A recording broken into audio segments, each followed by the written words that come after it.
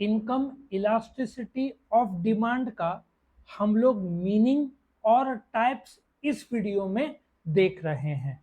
Now सबसे पहले तो आपको समझना पड़ेगा इनकम इलास्टिसिटी ऑफ डिमांड क्या होता है।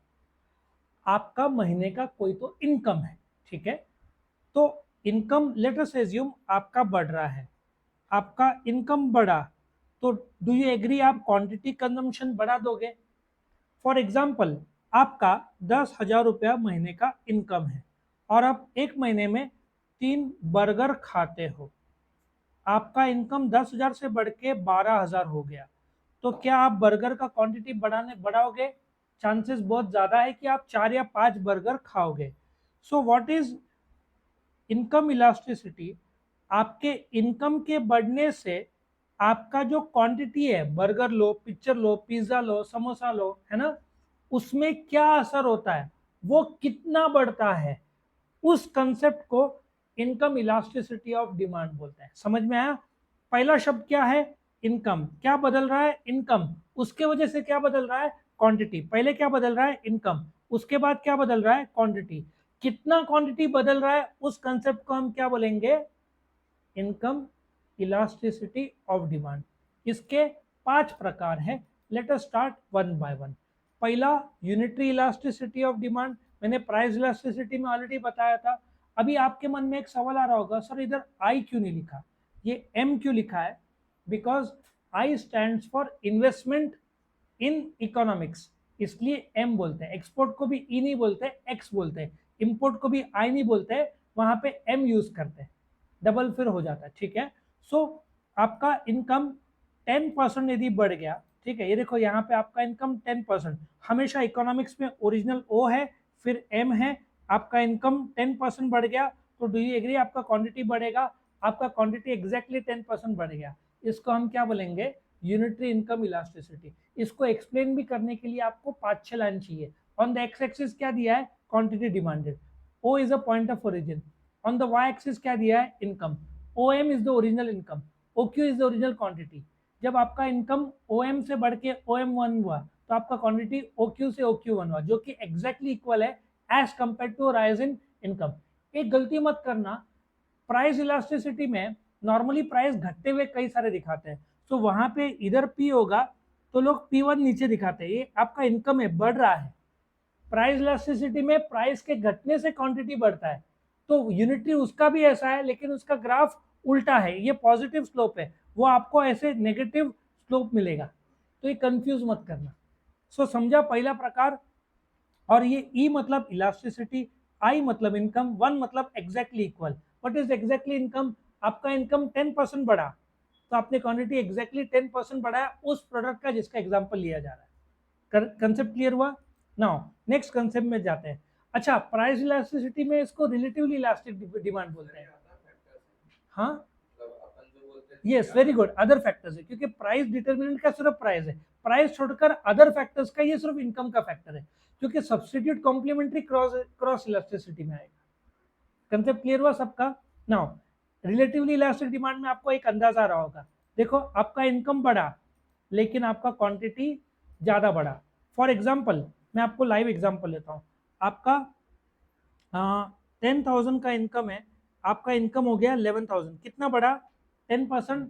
आप महीने में कितना, 100 कप्स ऑफ टी पीते थे, चाय पीते थे, अभी आपका इनकम बढ़ गया तो आपने उसको 115 कर दिया, मतलब आपका 10% इनकम बढ़ा लेकिन आपने क्वांटिटी बढ़ा दिया। अच्छा, प्राइस इलास्टिसिटी में नाम अलग है, रिलेटिवली प्राइस इलास्टिक, यहाँ पे कंसेप्ट वही है, नाम अलग है। क्या है, income elasticity greater than unity. So 10% income बढ़ा लेकिन क्वांटिटी 10% से ज्यादा बढ़ा, उसको क्या बोलते हैं, income elasticity greater than unity. Relative income elastic भी बोल सकते हैं, लेकिन ये वर्ड यूज होता है।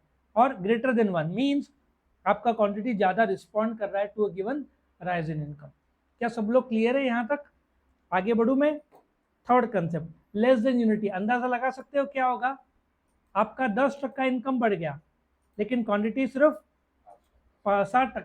एनीथिंग लेस देन 10 बोल सकते, 987, जीरो नहीं बोलना क्योंकि जीरो का मीनिंग अलग होता है। 98765432 1, ठीक है ना। सो अभी एग्जांपल लेते हैं। हाँ, तो वो भी एग्जाम्पल आने वाला है, फिफ्थ टाइप है, वो कम भी हो सकता है, 0 भी हो सकता है। सो आपका 10,000, ये 11,000 हो गया, कितना बढ़ा, 10%। आपका महीने का चाय आपने सिर्फ 7% बढ़ाया, समझ में आ रहा है। सो लेस देन 1, मतलब quantity is responding less as compared to a given rise in income. सबको समझ में आया। So on the x axis क्या दिया है, quantity demanded, O is a point of origin. On the Y axis क्या दिया है, income, O M is the original income, O Q is the original quantity. O M two O M one 10% होता है, but quantity सिर्फ 7% बढ़ता है। सबको समझ में आया। ये बड़ा इंटरेस्टिंग कंसेप्ट है। आपका इनकम बढ़ा या घटा, आप क्वांटिटी में कोई बदलाव नहीं करते हो। एग्जाम्पल ले सकते हो, नमक, आपका इनकम बढ़ा या आपका इनकम घटा, आप नमक का कंजम्पशन थोड़ी कम या ज्यादा करोगे, वो जितना है। So what is zero income elasticity, when the quantity absolutely does not respond, quantity जब कोई बदलाव नहीं करता, इनकम के बदलने से क्वांटिटी जीरो चेंज करता है, उसको क्या बोलते हैं, जीरो इनकम इलास्टिसिटी। अच्छा, और लास्ट का बड़ा इंटरेस्टिंग कंसेप्ट है, ये zero income elasticity price elastic में परफेक्टली इलास्टिक था। यहाँ पे एक ऐसा कंसेप्ट है जो प्राइस इलास्टिसिटी में नहीं था। Let us take one example. आपका इनकम बढ़ गया लेकिन आपने क्वांटिटी कम कर दिया, कैसे आपको बताता हूँ। फॉर एग्जाम्पल, आपका इनकम है 10,000, पॉकेट मनी ले रहा था मैं, वो भी एग्जाम्पल लागू होगा, 10,000 का 11,000 है। आप महीने में सोचो, आप 10 समोसा खाते थे, अभी आपका इनकम बढ़ गया तो आपने समोसा कम कर दिया, समोसा, और 2 बर्गर खाए, वेरी गुड, ये एग्जांपल था।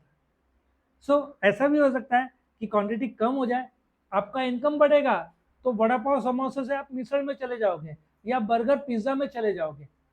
सो जब प्राइस के बढ़ने से वो पर्टिकुलर एग्जाम्पल वाला क्वांटिटी, बर्गर लो, पिज्जा लो, चाय लो, कॉफी लो, वो कम हो जाता है, तो उसको क्या बोलेंगे, negative income elasticity. On the x axis क्या दिया है, क्वांटिटी डिमांडेड, ओ क्या है, point of origin. On the Y axis क्या दिया है, इनकम, इनकम क्या है, बढ़ रहा है, जिसकी वजह से क्वांटिटी क्या हो रहा है, घट रहा है। लेकिन ये zero income, negative income elasticity का टाइप है, जीरो नहीं, जीरो में तो क्वांटिटी बदलता नहीं है। सबको समझ में आया।